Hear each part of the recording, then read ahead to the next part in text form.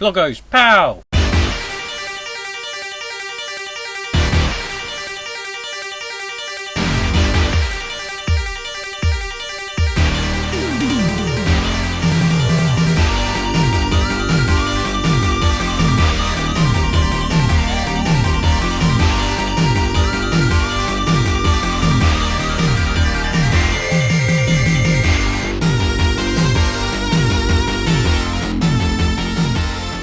Welcome to another episode of 3 Up, where I'll take a look at the first 3 games I got on the system. This time, it's the Megadrive.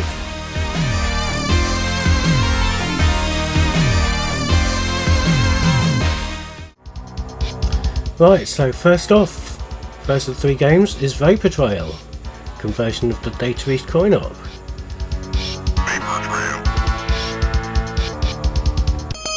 So you pick your one of your 3 fighters. So we're going to go, what should we go for? Let's go for that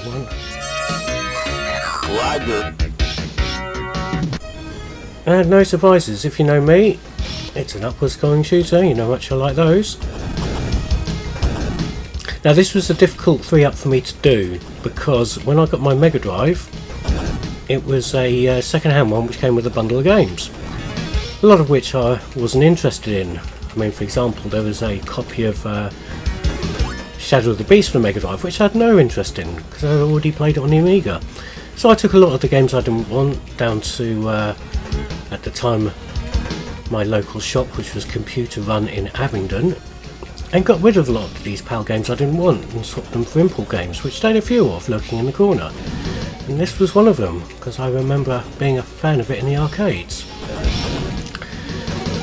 So, you've got upwards scrolling shoot 'em up, you've got some really nice rocking music, which this is, you know, a fairly decent Megadrive version of it. Here comes a mid-level boss.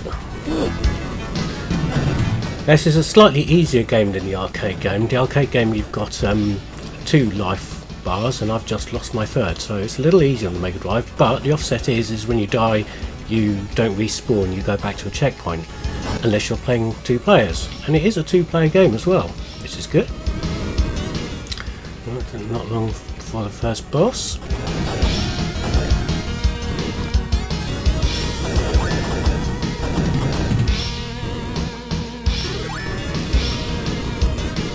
Now the power armor you get for your plane is a bit of a double-edged sword. I mean, all the time you've got it, you know, you've got this powerful weapon, you can sacrifice it by pressing the other button, but the other button ordinarily is a roll, which is like in 1942 would give you some invulnerability for a while, and you can't use it when you've got the power armour unless you sacrifice the power armour, which is a bit daft. Right, this is reaching the end of the... oh!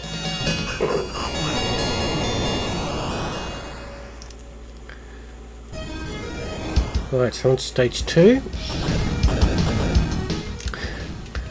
Now, Vapor Trail is one of a trilogy of games made by Data East. They all appear to happen in the same universe.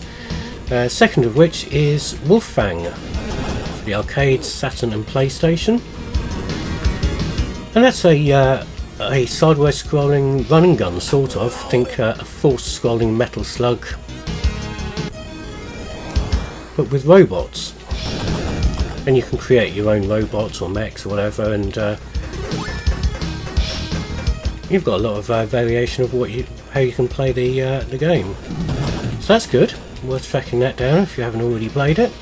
The 3rd game in the series is Skullfang, which was in the arcade and on the Saturn, and that's not very good. I mean, for starters, it used this horrible digitized sprite look, you know, like Donkey Kong Country did, but for a shooter, and it doesn't really work. It's a very, very ugly game. But more notably, Skullfang has Red Book audio, so you can listen to the soundtrack on a CD player, which, you know, that's nice. One of the tracks is an arranged version of the Vapor Trail music. Obviously they thought that'd be a nice bit of bonus. So, but the problem is when I heard that Red Book audio, I played Skullfang to death thinking I would unlock a bonus mini game of the original on my Saturn. Sadly, it was not to be. Remember, this was in the days before the internet, so there was no game FAQs or anything like that. So, So if you can find a copy of Vapor Trail, I'd suggest picking it up. It's a good little shooter. It is commanding a higher price these days, unfortunately. Being one of these shoot 'em ups tend to command quite a high price on the Mega Drive. But it is worth picking up if you do find it. Yeah.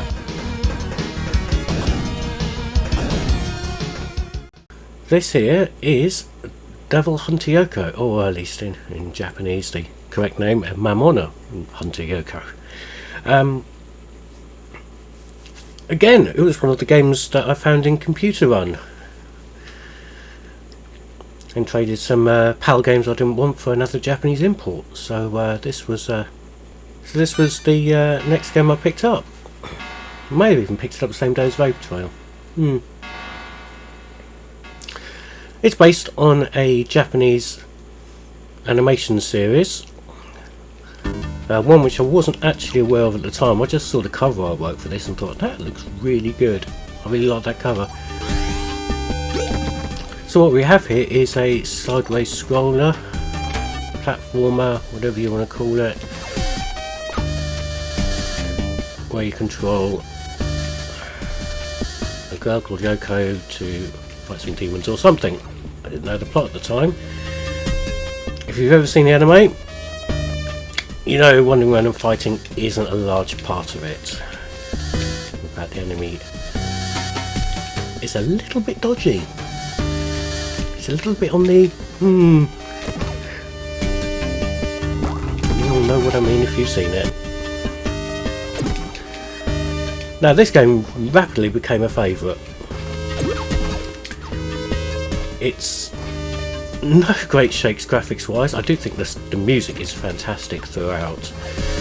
There's some really great tunes in this game. But it had me absolutely hooked. I must admit, the first time I played it, I wandered around just hitting stuff with the sword like this, thinking, there's no attack range there. But if you hold down the button, you get this shield you can throw in places, or just fall in the water like that. And it becomes a really useful projectile weapon.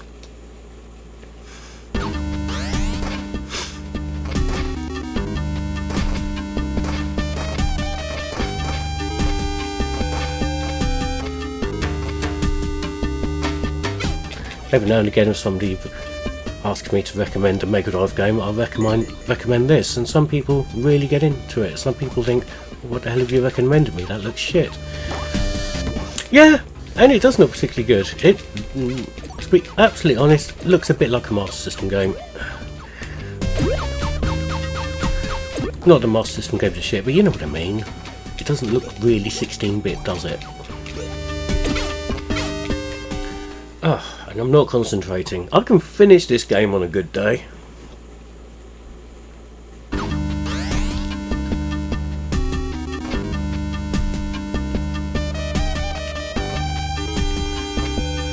Let's skip ahead a bit. Right, now getting to the end of the stage now, and there's the boss. Before you can get to the boss, there's this bit where there's wind blowing you around, so I'm just going to show you this bit before we skip onto the boss bit, because this can take a little while to actually get through, because it's let's say pay attention to which way the wind's blowing, so how you navigate this vine like that. Okay, now finally onto the boss, which you've just got to throw your magical sword shield all over the place like this. Yes, until you hit enough, and that's generally for most of the flying bosses what you do. If you get close enough, you can get some serious damage in, and it's gone.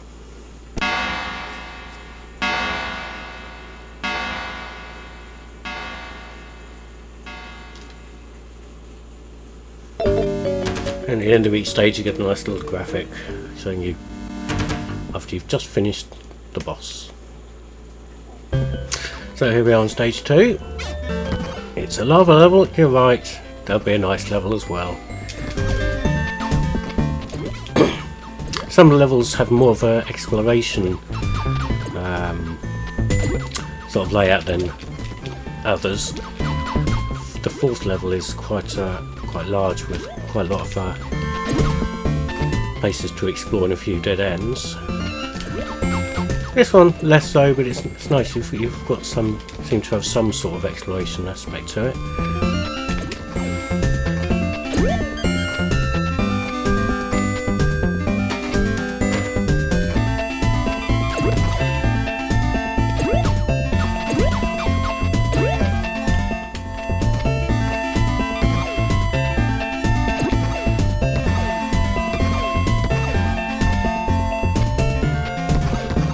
So if you do find yourself with a copy of Devil Hunter Yoko, or find one in a shop or something, sometimes chances are whoever's selling it doesn't know what they have, and they have a really excellent hidden gem.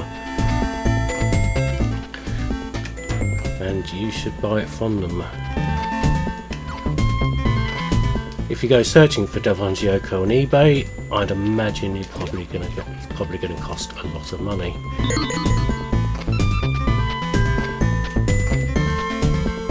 Especially boxed and complete.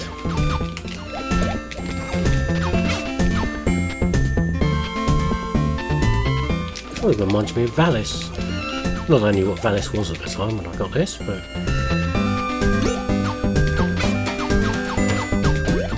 okay, so the last game, again from the same shop in Abingdon. Again, I traded in rubbish PAL games I didn't want for input goodness, and this was the other one, Heavy Unit. Megadrive Special.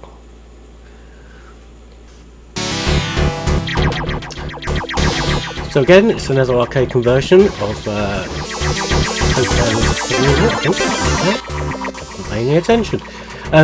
This is called the Megadrive Special version, so it's slightly different from the arcade. It's got a few enhancements over the other versions. I do believe it's come out on the PC Engine as well.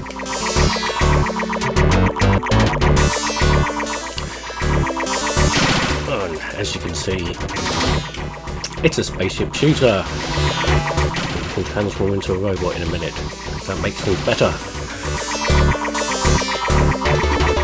This is another game that I'd heard of. I don't think I'd even played the arcade version when I picked this up, but I was definitely taken in by the cover art. Which again, Japanese cover art is so good and so tempting, especially when you're holding a copy of some shitty football game you got in the bundle and you got rid of it. That was back when you could trade video game football. That's back when you could trade old football games in and still get some money for them.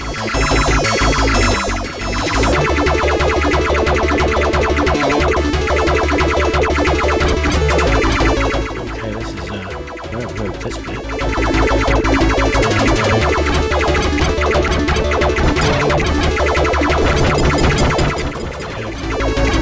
This is a very hard game. I'm surprised I haven't lost a lot because I haven't actually played this for a very long time. When I've got a shield, so that makes things easier.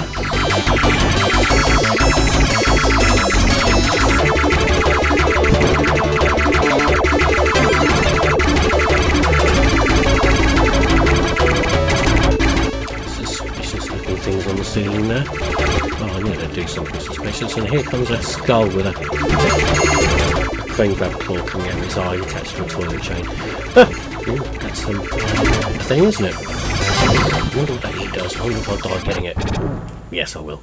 So moving on now, I've got past that bit where I've just died.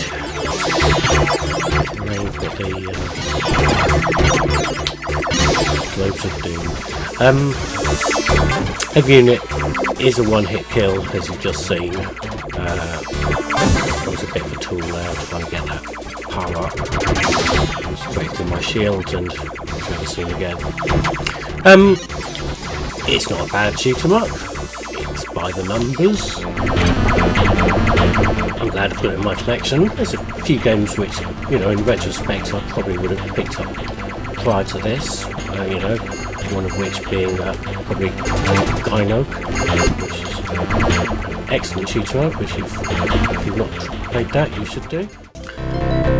So having a quick go here on stage 2, it's the underwater stage, because of course it is.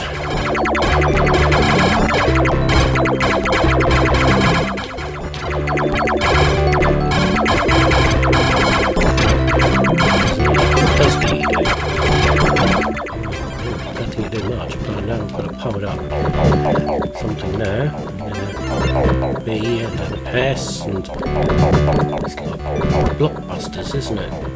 Or Scrabble, bananagrams. Comes to waffling now, but yes, heavy unit. I don't think it's massively expensive these days, so if you do want to, if you like what you see here, fancy getting yourself a copy. Or, you know, just bunging it on the old Everdrive if you've got one. That's always a good thing to do. Have a go, you might have a lot of fun with it. Or you might find it horribly crushingly frustrating. Who knows?